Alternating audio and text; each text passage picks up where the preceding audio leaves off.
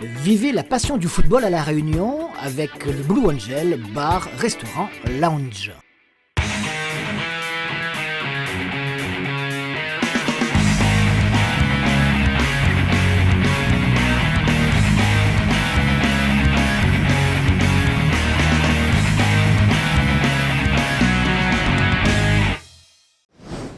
Bonjour et merci de votre présence pour cette nouvelle émission de 97.4 Foot. On n'est pas au Brésil, mais tout simplement à La Réunion pour vous parler de la 11e journée du championnat départemental de football. Et on le sait, cela intéresse beaucoup de personnes également. Allez, l'affiche dont on se délectait à l'avance, comptant pour la dernière journée des matchs allés, c'était un certain Tamponnaise de Saint-Pierroise. Et bien cette affiche n'aura jamais lieu, tout simplement puisque la Tamponnaise a fait faillite et désormais rayé du calendrier du football local. Cela fait en tout cas un candidat au titre en moins. Qui en profitera? Alors c'est une vraie question. On va voir si l'Excelsior en déplacement samedi soir à Saint-Louis a réussi à engranger, pourquoi pas, les 4 points, c'était pas facile, et se placer du coup mieux que par le passé pour cette course à la couronne saint-louisienne Excelsior. Les partenaires de Gaël Payette ont fait ce déplacement avec l'intention quand même de confirmer leur bonne disposition depuis quelques semaines. C'est vrai qu'ils ne jouent pas les tout premiers rôles actuellement, mais ils ont l'ambition de prendre ou la première ou la deuxième place au cours des prochaines semaines. Cela passe par des victoires, et une victoire à l'extérieur sur le stade Théophile Ouarou à Saint-Louis n'est pas simple, et ils ont quand même tenu la baraque, l'équipe de l'Excelsior, avec le maillot orange évidemment, avec ce premier tir de Mohamed El Madagri qui teste l'agilité de Bota. En ce début de rencontre, une équipe de Saint-Joseph qui va encore tenter sa chance. Cette fois, c'est Jean-Michel Fontaine qui frappe immédiatement. Du côté de Saint-Louis, on a du mal quand même à réagir au niveau des occasions. Les Saint-Josephois continuent leur petit festival avec là encore une frappe qui oblige le gardien saint-louisien à s'interposer dans une position un peu particulière, oui, bizarrement. 0-0, les minutes s'écoulent, on est même à la mi-temps maintenant. Et finalement, donc l'équipe de l'Excelsior va confirmer sa belle prestation de ce début de rencontre avec une frappe de Bill Tidjani sur la transversale dès le retour des vestiaires. Une violente frappe qui va s'écraser au-dessus des buts du gardien saint-louisien. Ce n'est que partie remise finalement, puisque quelques minutes plus tard, à la 58e, eh bien l'Excelsior va enfin marquer le but de la victoire dans cette rencontre pas très simple. Au départ, cette attaque menée sur le côté gauche, Mohamed El Madagri qui va trouver l'ouverture impeccable pour Bill Tidjani dans le dos des défenseurs saint-louisiens qui se sont fait surprendre sur cette action. Bota là n'y peut rien dans un angle très réduit. Eh bien, Bill Tidjani offre les 4 points de la victoire à l'Excelsior qui confirme ses bonnes dispositions et qui continue donc à se rapprocher tout doucement du haut du classement, à condition que cela, en l'occurrence la Saint-Pierroise et la Tamponnaise, ne gagne pas. Une drôle de façon de célébrer tout de même. 1-0 pour Saint-Joseph. La Saint-Pauloise aussi avait une très belle carte à jouer en recevant l'équipe de Bras-Fusil. C'était vendredi soir au stade Paul Gilus Bénard. Au bout de 30 minutes de jeu d'ailleurs, on se posait la vraie question. Est-ce que ce match ne va pas s'achever sur le score que l'on n'aime pas du tout, 0-0 par exemple, tant les deux équipes n'avaient pas envie d'attaquer, se sont contentées de jouer à la baballe, d'en perdre beaucoup du reste. Et puis finalement, tout s'est débloqué à la 32e minute à la suite de cette action pour une tête récupérée par Razolofo et qui trompe le gardien bénédictin, 1-0. Il était temps quand même que cette rencontre se dénoue quelque peu. Alors, comment vont réagir les joueurs de Saint-Benoît maintenant qu'ils sont menés au score, car eux aussi se sont laissés endormir par une équipe de Saint-Paul qui a eu beaucoup de mal, qui a mis en tout cas beaucoup de temps pour prendre le jeu à son compte. Maintenant que c'est parti, il faut attendre tout de même la deuxième mi-temps pour voir les choses évoluer davantage, alors que du côté de Bras-Fusil, le coach Wilson Clara ne tarde pas à procéder à 2 remplacements, même si Loïc Berthier, lui, était blessé au genou, donc il ne pouvait pas tenir davantage de sa place. En seconde mi-temps, donc, les Saint-Paulois vont rajouter 3 autres buts. Celui-ci, tout d'abord, de Jérémy Fétissois. Ça rappelle quelqu'un, ça, non? Usain Bolt, oui, quelques airs de ressemblance, je vous laisse juger. En tout cas, cela fait 2-0 pour les Saint-Paulois. Pour le plaisir, on va revoir cette belle passe en retrait de Razolofo pour une frappe instantanée du buteur Saint-Paulois, Jérémy Fétissois. On procède à quelques changements également du côté de Saint-Paul et cela ne change rien pour les réalisations, même si cette tête du même Jérémy Fétissois est détournée en corner par Turpin. Cédric Turpin, le gardien de Bras-Fusil, alors que Bras-Fusil perd un autre joueur, en l'occurrence le jeune Romain Cétras sur blessure. Et va terminer la rencontre à 10 et ça n'a pas lui porté chance car le coup franc, vous l'avez vu, ce magnifique coup franc signé de Gévestin Nsouki qui continue sur sa lancée de la semaine dernière. Il avait été très prolixe, il avait marqué 4 buts la semaine dernière dans le match de coupe face à la Bretagne et là il continue, regardez, il contourne totalement le mur Saint-Bénédictin. Cela fait 3-0 et on le retrouve le même Gestavin Nsouki à 74e minute. Regardez cette superbe action, contrôle orienté, frappe immédiatement, lucarne. C'est du beau travail et cela fait donc 4-0 à ce moment-là.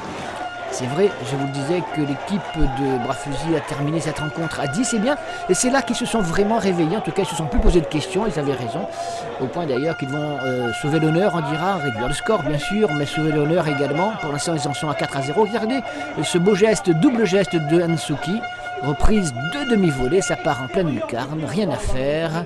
Et puis Bras-Fusil, je vous le disais, sauvera l'honneur à la 78e minute par Praxis qui s'arrache pour permettre à son équipe de ne pas partir totalement bredouille de ce déplacement difficile. Et Saint-Paul qui continue avec ses 4 nouveaux points dans la besace. Dans ce contexte un peu particulier désormais, est-ce que la Sainte-Marienne a les moyens de revenir par exemple sur le groupe de tête ? Une telle perspective passe obligatoirement par des victoires. Hier soir à Saint-Benoît, c'est l'USB qui se dressait sur la route des partenaires de Capitaine Mdoima. On le savait depuis le début de la saison, il n'est pas facile de manier cette équipe de l'USB qui, si elle ne réalise pas de véritables exploits, n'en est pas moins un adversaire particulièrement coriace. Et on en a eu encore la démonstration samedi soir sur le stade Jean-Alain. Les Bénédictins sont en blanc alors que les Saint-Mariens croyaient pouvoir mettre la pression immédiatement sur cette équipe de Saint-Benoît. Mais pas du tout, ce sont même les Bénédictins qui s'offrent la première véritable occasion ici et sans ce sauvetage, ce plongeon de Rudy Pounoussami, le score aurait peut-être pu être ouvert. Réaction des Saint-Mariens avec cette belle frappe et but signé de Adrien Bord qui était absent la semaine dernière, 37e minute. Les Saint-Mariens n'avaient pas montré un visage très conquérant jusque-là. La première vraie occasion, impossible de s'approcher des buts du gardien bénédictin. Eh bien, il faut tenter sa chance de loin et cela lui a plutôt bien réussi à Adrien Bord. En tout cas, il permet à son équipe de rentrer au vestiaire à la pause sur cet avantage de 1-0. En seconde mi-temps, les Saint-Mariens vont continuer à mettre la pression, être beaucoup plus entreprenants quand même, avec des occasions, celle-ci de Giovanni Mdoima. L'USB un peu plus en dedans à ce moment-là aura du mal pour contrarier les plans saint-mariens, sauf sur ce coup franc, magnifique coup franc du reste qui va passer juste à côté des buts de Rudy Pounoussami. Toujours 1-0, les Bénédictins, vous l'avez compris, ont la possibilité à tout moment de réduire, d'égaliser. Ils tentent leur chance avec quelques remplacements alors que la pluie a fait son apparition à Saint-Benoît, un petit peu comme chaque soir en ce moment. Et les Saint-Mariens vont finalement rajouter un deuxième but, un peu comme l'autre tout à l'heure. C'était pas Adrien Bord ce coup-là. C'est Kevin Androge qui permet à son équipe de marquer un deuxième but et de se mettre, on dira, à l'abri de toute mauvaise surprise dans cette fin de match parce qu'il restait, lorsqu'il a inscrit ce deuxième but, 18 minutes à jouer. Au premier poteau là aussi, le gardien Grondin n'y peut rien. Ils se sont entraînés dans cette chorégraphie visiblement à l'entraînement. Et puis une dernière occasion encore pour Sainte-Marie qui aurait pu repartir avec un écart beaucoup plus conséquent, mais le gardien Ludovic Grondin parvient à détourner avec une dernière occasion pour les Saint-Mariens. On en restera là, 2-0, ça suffit. Et pour l'équipe de Fred Bachelier, ils ont les 4 points qu'ils s'étaient venus chercher. Petite île Jeanne d'Arc maintenant. Les Portois sont particulièrement fragiles cette saison. Aucune victoire à l'extérieur et sur le terrain de la Petite Île qui n'a été battue qu'une seule fois. Il y a quelques semaines, c'était face à la Capricorne. Eh bien, il fallait se serrer les coudes côté Portois pour espérer repartir avec les 4 points de la victoire. Mission délicate tout de même.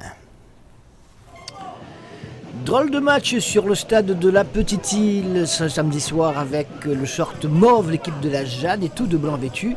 L'équipe de la Petite Île, des Portois très solidaires, qui jouent de mieux en mieux, mais qui pourtant n'ont pas de résultats. Et là encore, on va voir les Petits Îlois beaucoup plus réalistes, qui ont inscrit déjà un premier but par le même Adrien Lecomte avec son numéro 9. Un but qui nous a échappé, allez, tout simplement. Et cette équipe de la Petite Île, en menant au score, va subir quelque peu, on dira, la supériorité, oui, en tout cas la domination de cette équipe de la Jeanne d'Arc tout au long de la rencontre. Et on va voir un gardien petit-îlois obligé d'intervenir à plusieurs reprises. Vaqueta Sala sur ce coup franc portois va devoir être vigilant. Il capte sans trop de difficultés, me direz-vous. Un petit peu le geste pour la caméra, merci, c'est joli, on peut toujours le montrer, il n'y a pas de problème. Et des Portois qui s'impatientent quelque peu, qui vont dire qu'est-ce qui se passe? Peut-on marquer au moins le but égalisateur? Par exemple ici, eh bien non, Vaqueta Sala a réussi une nouvelle prouesse. Là c'était un peu plus compliqué quand même que de détourner cette lourde frappe des attaquants portois, qui sont bien malheureux et qui le seront encore tout au long de la rencontre. On les retrouve toujours en première mi-temps. Regardez, une nouvelle occasion pour les partenaires de Hasman. Cette fois encore, intervention de Vaqueta Sala qui claque en corner.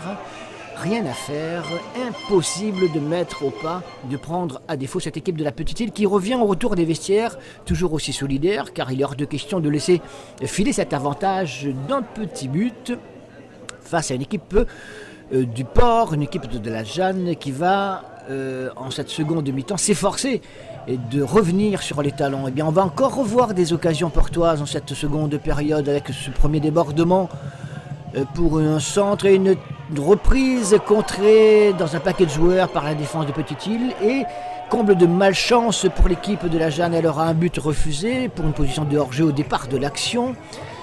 C'est sur celle-ci, il était hors-jeu, visiblement Hasman, c'est pour ça que le but a été refusé au départ de l'action. Et puis ils auront même Chelbon qui va être exclu en fin de match. Ils vont terminer à 10 contre 11.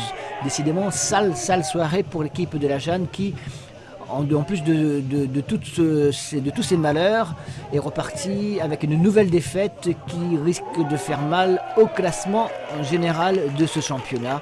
Victoire de la Petite Île, 1-0. Marsouin de Saint-Leu Capricorne, une affiche intéressante également entre deux équipes en danger dans le cadre notamment de la relégation. Les Marsouins n'ont toujours pas gagné à domicile, oui, tout à fait, ils n'ont jamais gagné encore en championnat sur leur pelouse. Et la Capricorne est la seule, je vous le disais tout à l'heure, à avoir fait tomber la Petite Île sur la pelouse du Sud Sauvage, alors stade du centre-ville de Saint-Leu. Les meilleurs moments de cette opposition Marsouin de Saint-Leu, Capricorne. La Capricorne tout de jaune vêtue face au Marsouin de Patrick Certa, le grand Patrick Certa, avec une tenue toute rouge, avec une équipe de la Capricorne qui va être la plus à même de marquer le premier but en ce début de rencontre, avec une première occasion qui n'est pas concrétisée. Le gardien des Marsouins va avoir beaucoup de travail avec cette passe en profondeur récupérée par Tigana qui frappe, et ballon renvoyé par Payet, le gardien des Marsouins de Saint-Leu, et ça va revenir moins de danger sur ce coup-là, alors que le coach de la Ravine des Cabris, qui sera exclu d'ailleurs un peu plus tard, manifeste son mécontentement vis-à-vis de l'arbitre. Un coup franc pour l'équipe des Marsouins, ballon qui est détourné en corner, qui aurait pu surprendre le gardien de la Ravine des Cabris. Les Marsouins qui vont trouver une autre solution. Ce coup-là, ça va être la bonne avec un but réalisé par Morisco. On joue la 41e minute de cette rencontre. Et Morisco, un peu contre le cours du jeu tout de même, en tout cas au niveau du nombre d'occasions, marque et libère cette équipe des Marsouins de Saint-Leu. 1-0, ce sera le score d'ailleurs à la mi-temps. En seconde période, alors qu'on procède à quelques changements, du côté de la Capricorne notamment, pour remettre, non pas de l'ordre, mais remettre un peu de sang neuf au sein de cette formation. Et l'équipe de la Ravine des Cabris va avoir une balle d'égalisation sur celle-ci. Ballon renvoyé une première fois, reprise, mais superbe ballon repoussé par le poteau d'abord, puis par le gardien des Marsouins. Décidément, rien à faire. Et puis dans ces cas-là, vous le savez, arrive généralement quelque chose qui ne vous plaît pas, par exemple l'expulsion pour contestation persistante de la part du coach de la Ravine des Cabris, José Batista. Et puis je vous le disais, eh bien, les Marsouins vont inscrire un deuxième but sur ce contre, un petit peu n'importe comment, mais ça part bien dans les pieds de Andy Sophie, qui prend de vitesse tout le monde pour le deuxième but de son équipe, qui empoche sa première victoire à domicile, 81e minute, 2-0. Il était temps, même si la Capricorne encore une fois a joué de malchance. Mais ça fait partie du football, n'est-ce pas? On regarde donc l'ensemble des résultats de ces rencontres qui se sont toutes, vous l'avez noté, disputées samedi soir. Et bien voici les résultats enregistrés à l'occasion de cette 11e journée du championnat. Toutes les rencontres, les 5 qu'il reste, donc plus de Tamponnaises, Saint-Pierroises à l'affiche, vous le savez. Victoire à l'extérieur de l'Excelsior, un peu plus bas de la Sainte-Marienne à Saint-Benoît. Donc deux équipes qui tournent pas mal en ce moment. La Petite-Île a gagné petitement face à la Jeanne. La Saint-Pauloise a gagné plus largement face à Bras-Fusu. On a vu également des images et des buts.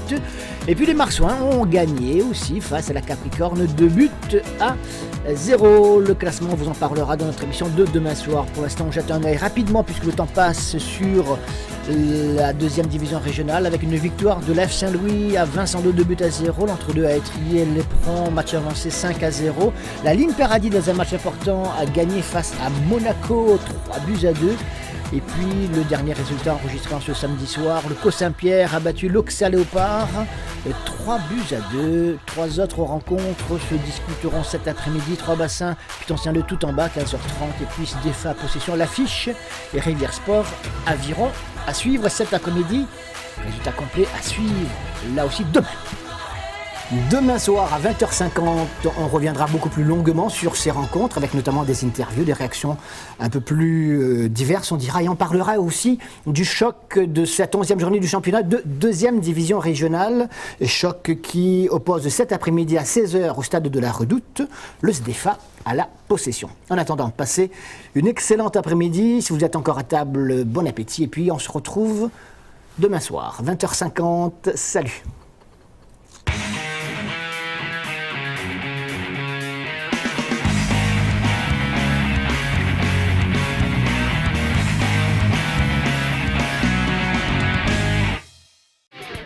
Vivez la passion du football à La Réunion avec le Blue Angel, bar, restaurant, lounge.